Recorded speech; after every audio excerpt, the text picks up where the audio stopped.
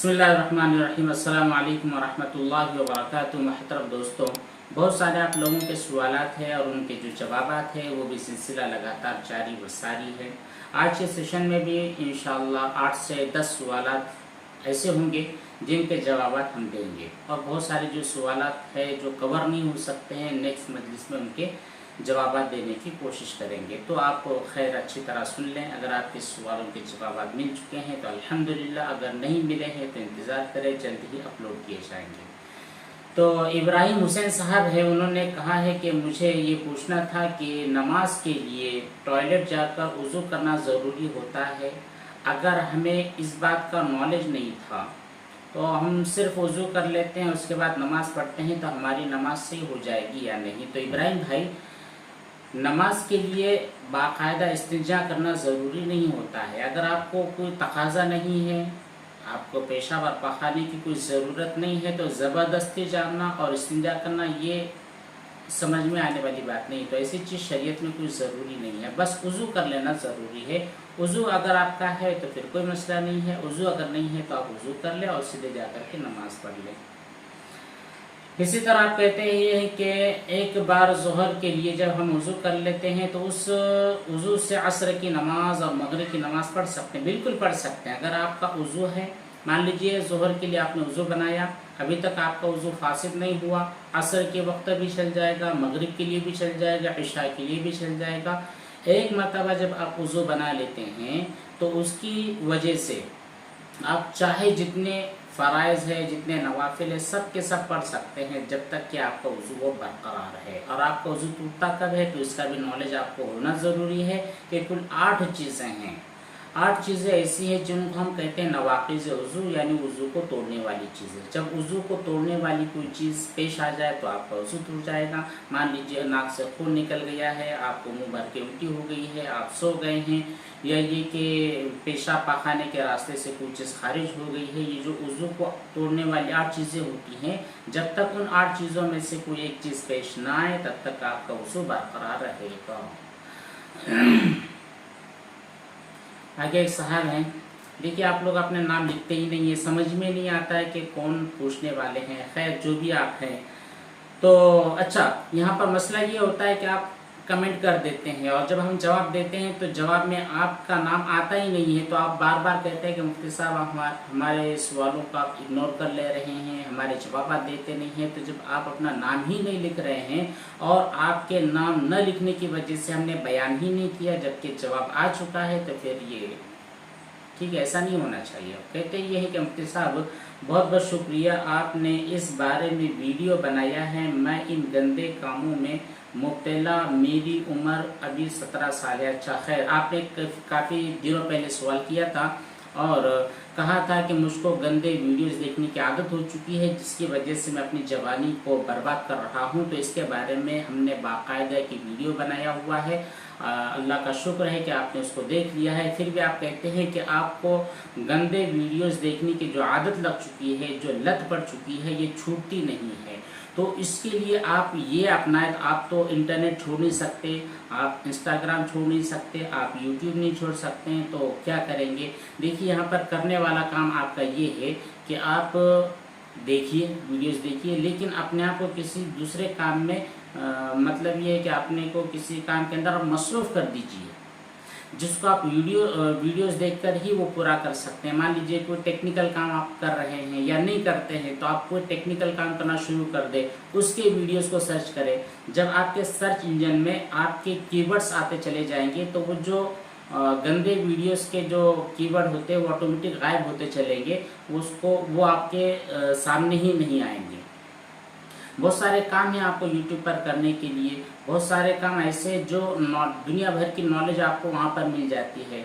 आप कोई बिज़नेस नहीं करते, कोई बिज़नेस करते हैं, कोई कारोबार करते हैं, तो उसके सिलसिले में वहाँ पर वीडियो को सर्च करना शुरू कर दें। या फिर नमाज के जो तरीक़े होते हैं, उलमा के बयानात होते हैं, उनके नामों के साथ, उनके अल्फाज के साथ कीवर्ड्स डालना शुरू कर दे। तो वैसे ही और आपके जो इंटरेस्ट वाले वीडियोस होते हैं, वैसे बाद में यूट्यूब آپ کو ویڈیو سجیسٹ کر یوٹیوب کی طرف سے آپ کو سجیسٹ ہوتے رہیں گے اور آپ اسی طرح کے اچھی ویڈیو دیکھنے لگ جائیں گے. تو یہ ایک ختم نہیں ہونے والے ہیں. یہ آپ کی جو ہسٹری کے اندر جو غلط ویڈیوز آ چکے ہیں وہ ہسٹری ختم ہونا ضروری ہے. تو دھیرے دھیرے اگر آپ اپنے کو کسی کام میں مشغول کر دیتے ہیں، کوئی ایسا کام جس کو آپ ویڈیوز کے ذریعے حل کرتے ہیں، تو انشاءاللہ یہ دھیرے دھیرے یہ گندی عادت چھوٹ جائے گی.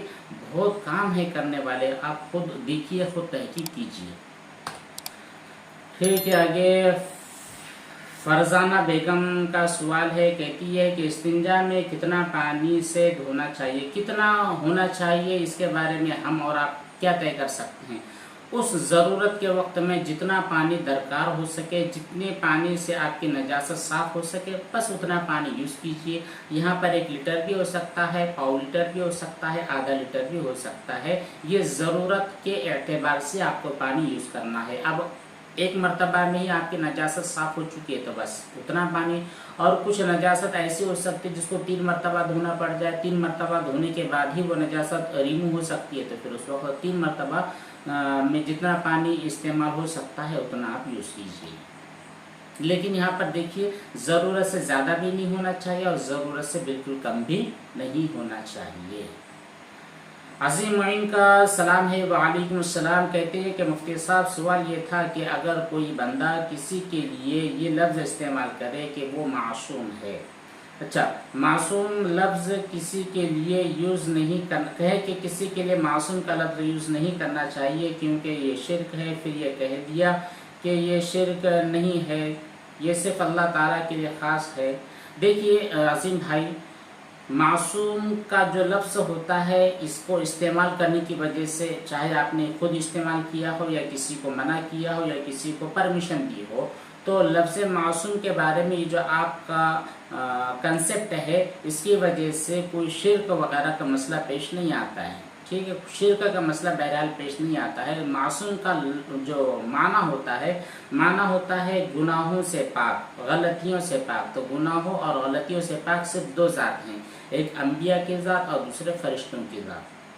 تو یہ ان لوگوں کے لیے معصوم کا لفظ استعمال کیا جاتا ہے. اوروں کے لیے استعمال اس لیے نہیں کیا جاتا کہ وہ انسانوں سے عام طور پر خطائیں ہو جاتی ہے، غلطیاں ہو جاتی ہے، گناہ ہو جاتے ہیں، تو عام لوگوں کے لیے استعمال نہیں کرنا چاہیے. پھر بھی اگر کسی نے کر لیا ہے تو اس کو بچنا چاہیے، لیکن آپ اس کے اوپر کفر اور شرک کا حکم نہیں لگا سکتے ہیں. سمیر احمد کا بھی سوال ہے. کہتے ہیں کہ مفتی صاحب، میں نے جو قسم خود تعلیم کے لیے کھا لی ہے، ایسا ہوا تو اللہ کی قسم میں بہت بیکار سچویشن میں پھنس رہی ہوں. ایسے نہ جانے کتنی مرتبہ میں نے نیتیں کر لی ہیں، منتھلی پیسے دینے کی نیت ہے اور بھی بہت ساری چیزیں. دیکھیے سمیر بھائی، آپ نے جو بار بار قسم اور نیتیں کھائی ہے، تو یہاں پر آپ ایک بات یہ سمجھ لیں کہ یہ قسم اور نیت کا معاملہ بچوں کا کھیل نہیں ہوتا ہے. یہ مخصوص مواقع پر مخصوص کاموں کے لیے قسم کا لفظ استعمال کیا جاتا ہے. اور آپ یوں ہی چلتے پھرتے یہ جو قسم کھا رہے ہیں، تو یہ آپ ذہنی اعتبار سے پریشان ہو چکے ہیں. ٹھیک ہے، ذہنی اعتبار سے پریشان ہے. اور نارملی طور پر بھی ہم آپ جو بات کر رہے ہیں یہاں پر بھی کوئی قسم کھا لیتے ہیں. آپ نے پانی کا گلاس اٹھا لیا اور پینے کے لیے، یہاں پر آپ کے ذہن کے اندر قسم کا کوئی لفظ آ جاتا ہے، تو آپ ذہنی اعتبار سے پریشان ہیں. اس لیے آپ پریشان نہ ہو کہ جب بھی آپ نے نارملی بات کے اندر بھی یہاں پر قسم وغیرہ کی یا پھر کوئی ایسی نیت وغیرہ کر لی ہے، تو یہاں پر آپ کے اوپر کوئی بھی چیز واجب ہوتی نہیں ہے جب تک کہ آپ پورے کلیئر نہیں ہو جاتے ہیں. اور ایک بات یہاں پر یہ بھی سمجھ لے کہ کئی مرتبہ ہماری آپ سے بات ہوئی ہے، یعنی ویڈیوز کے ذریعے، اور کئی مرتبہ ٹیکسٹ کے ذریعے بات ہوئی ہے. تو آپ ان خیالوں سے اپنے آپ کو باہر نکالیجیے. جب تک آپ اس کے بارے میں سوچتے رہیں گے، جب تک اس کے بارے میں غور و فکر کرتے رہیں گے، یہ خیالات آپ کا پیچھا چھوڑنے والے نہیں ہے. آپ کو خود ایک قدم آگے بڑھا کر اس غوطے سے باہر نکلنا پڑے گا. ٹھیک ہے، ہم بھی آپ کے لیے دعا کرتے ہیں، اللہ آپ کو عافیت کی زندگی بخشے. اگلا سوال ہے. السلام علیکم مفتی صاحب. وعلیکم السلام. میرا نام محمد ادریس ہے. آپ سے پہلے سوال کیا تھا، لیکن آپ نے اس بارے میں ابھی تک ویڈیو نہیں بنائی ہے. प्लीज़ जल्दी बना दीजिए, बहुत ज़्यादा गंदे कामों में, गंदे वीडियोस में, मुश्तज़नी में मुब्तला हूँ। देखिए इदरीस भाई, ये आपका जब कमेंट आया है, शायद इसके पहले ही हमने एक वीडियो बाकायदा अपलोड कर दिया है कि आप मुश्तज़नी से कैसे बच सकते हैं, गंदे वीडियो से आपको कैसे बचना चाहिए, इसके बारे में बाकायदा हमने वीडियो बना दिया है। प्लीज़ आप जाइए, उसको देखिए और उसके मुताबिक अपने आप को ढालिए, अपनी आदतों को, अपने अतवार को, अपने नज़रिए को, अपनी सोच को बदलिए, इंशाल्लाह ज़रूर फ़ायदा होगा। तो वो वीडियो है, आपको मिल जाएगा, उसको देख लीजिए। और उसके अलावा भी बहुत सारे बड़े बड़े उलमा किराम ने अच्छे अच्छे बयानात किए हैं, उन बयानात को सुनिए। मौलाना पीर जुल्फ़िकार साहब दामत बरक़ातुहुल आलिया, उनके भी काफ़ी अच्छे अच्छे बयानात इसके बारे में। आप अपनी नज़रों की कैसे हिफाजत कर सकते हैं, अपने दिल की सफाई कैसे कर सकते हैं, गंदे वीडियो से कैसे बच सकते हैं, तो हज़रत मौलाना ने काफ़ी तफसीली बहसें इसके ऊपर की है, आप उनको भी देखिए।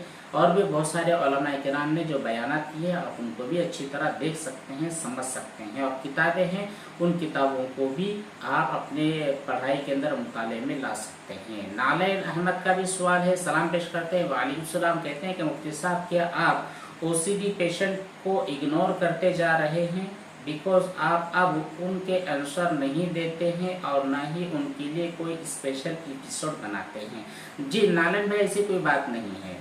मसला ये है कि ये जो हैं OCD के जो पेशेंट्स हैं, उनको खुद अमल करना चाहिए कि एक मरतबा जब उनकी कोई क्वेरी हल हो चुकी है, उनका कोई मसला हल हो चुका है, तो उसको पसे पुष्ट डाल दे और आगे बढ़ते चले जाए। लेकिन मैं देख रहा हूँ कि नहीं, वही एक मसला है, उसी के ऊपर अटके हुए हैं, उसी के ऊपर लगे हुए हैं, उसी के बारे में खोद कर रहे हैं।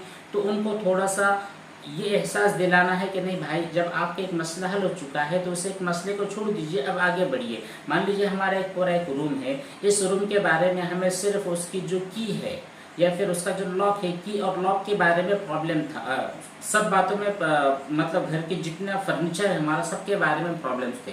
तो हम सबको एक साथ ख़त्म नहीं कर सकते। तो चलिए शुरू करते हैं बेसिक से। तो सबसे पहले हमने की ली और उसका लॉक लिया। की और लॉक का जब मसला हल हो गया तो उसको छोड़ दीजिए, अब बाकी दूसरी चीज़ की तरफ बढ़िए। फिर उसके बाद तीसरी चीज़ के हल होने की तरफ, फिर चौथी चीज़ के सिचुएशन जो है, जो क्रिएट होती है, उसको हल होने की तरफ हम बढ़ें। तो ये करना है। तो इसीलिए हम बाज़ लोगों के जो सवाल पहले हल हो चुके हैं, दोबारा फिर से वो कर रहे थे, हम उनके वो जवाब नहीं देते हैं। कोई नया मसला उनके साथ पेश आया है तो फिर उसको ज़रूर हल करते हैं। और इसके अलावा भी देखिए, अभी काफ़ी काम बढ़ चुके हैं, हमारी तालीम का मसला होता है और भी बहुत सारी चीज़ें हैं, कारोबार वगैरह के जो मसाइल होते हैं, तो वो भी ऐसा इतना कंजस्टेड माहौल हो चुका है कि बाकायदा आप भी देख रहे होंगे कि रोज़ाना एपिसोड नहीं बन पा रहे हैं, उनके जवाबात 2-2, 4-4 दिन हो जाते हैं, उसके बाद जवाबात अपलोड होते हैं। तो ये इन तमाम कामों के अंदर मशगूल होने की वजह से ज़रा वक्त कम मिलता है। लेकिन दुआ फरमाते रहें, जैसे अल्लाह ताला आफियत का मामला फरमाए, इंशाअल्लाह यह सिलसिला और भी ज़्यादा आगे बढ़ाते रहेंगे। अल्तमश खाजिन ने भी सवाल किया है, कहते हैं कि नल ना हो तो कपड़े बकेट में कैसे पाक करें? नल अगर आपके पास नहीं और बकेट है तो उसको पाक करने का जो तरीक़ा है, उसके जो माहिरीन ही बतला सकते हैं। ख़ासतौर पर हमारी ख़वातीन, उनके बहुत सारे ब्लॉग्स होते हैं, उनके घर के अंदर वो जो काम करती हैं उनके बारे में बतलाती हैं कि हम ऐसा काम करते हैं, जुगाड़ जिसको कहते हैं, एडजस्टमेंट। तो यहाँ पर आपके पास नल नहीं है, एक मजबूरी है, तो यहाँ पर एडजस्टमेंट कैसे किया जाएगा? हमारे ख़वातीन के जो लोग उनके ब्लॉग्स होते हैं जिनके अंदर उनकी सिर्फ वॉइस ओवर होती है, उनके वीडियोस नहीं होते हैं, उनकी तस्वीर, उनके फ़ोटोज़ नहीं होते हैं, उसको आप देख लीजिए, वो इंशाल्लाह आपको इसका अच्छा तरीक़ा बतला देंगे।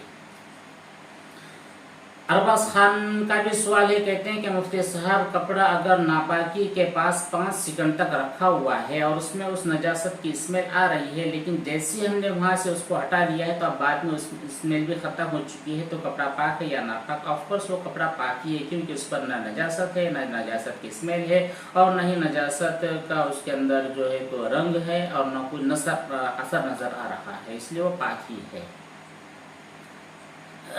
अरहान का सवाल है, कहते हैं कि मुफ्ती साहब, मैं एक OCD का मरीज़ हूँ। आज मैंने एक डॉक्टर के ऊपर पोस्ट किया कि डॉक्टर खाने वाली जो चीज़ देता है, हिदायत कर देता है,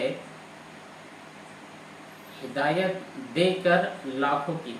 डॉक्टर खाने वाली चीज़ों को हिदायत देकर लाखों की जान बचा लेता है, तो क्या ये शिर्क है? मुझे बहुत टेंशन हो रही है, इसको डिलीट कर दूं या क्या? अरहान भाई देखिए, नॉर्मली तौर पर हम किसी को कहते हैं कि भाई उसने मेरा काम कर दिया है, उसने मुझको खाना खिला दिया है, या ये कि उसकी वजह से दुनिया वालों का फ़ायदा हो जा रहा है, या ये कि फला डॉक्टर इंसानों को अच्छा कर देता है, तो हम डायरेक्टली उस डॉक्टर को खुदा नहीं समझते हैं, या कि डायरेक्ट उसके हाथ के अंदर शिफा है, या कि फला आदमी ने मुझको गिफ्ट दिया है तो मतलब देने वाला वही है, ऐसा नहीं। असल देने वाली ज़ात तो अल्लाह की होती है। इसके बारे में हम सबका यकीन होता है, इसके ऊपर हमारा अकीदा होता है। लेकिन आम बोलचाल के अंदर हम किसी को विश करते हैं, किसी के बारे में अच्छा ही बयान करते हैं, किसी को अच्छा बोलते हैं, तो हम हकीकत में उसको अच्छा नहीं बोलते हैं। अच्छा बोलना तो हमारा अल्लाह ताला की ज़ात को ही होता है कि उसकी हिदायत की वजह से फला बंदे ने अच्छा काम कर दिया। तो कोई डॉक्टर है कि उसके हाथ में शिफा है, मतलब ये कि उसके हाथ में उसकी पैदाइशी तौर पर शिफा नहीं है, अल्लाह ताला ने उसके हाथ में शिफा रखी है, या उसके जो उसका जो तहरीर होती है, उसकी जो दवाएं होती है, उसका जो इंजेक्शन होता है, उसके अंदर जो शिफा होती है दरअसल वो अल्लाह ताला की तरफ से होती है। और हमारा अक़ीदा इसके ऊपर होता है। भले हम बातचीत के अंदर ये कह दें कि उसके हाथ के अंदर शिफा है, कि उसकी वजह से मरीजों को शिफा मिल जाती है, तो इसकी वजह से कोई शिर्क वाली बात होती नहीं है। आपने जो कमेंट किया है ये कमेंट भी कोई गलत नहीं है, शिर्किया कमेंट नहीं है। अच्छा, बस इतने सवाल आते हैं। इसके अलावा और भी अगर कुछ चीज़ें बाकी रहेंगी तो इंशाल्लाह हम अगले नशिस्त में, अगली मजलिस में उनके जवाब देंगे। आपसे भी दुआओं की दरख्वास्त है, दुआ फरमाते रहे। बहुत सारे लोग दुआओं की दरख्वास्तें भी करते हैं। अल्लाह ताला उन तमाम लोगों को सेहत और शिफा वाली तवील ज़िंदगी नसीब फरमाए। वस्सलामु अलैकुम व रहमतुल्लाहि व बरकातुहू।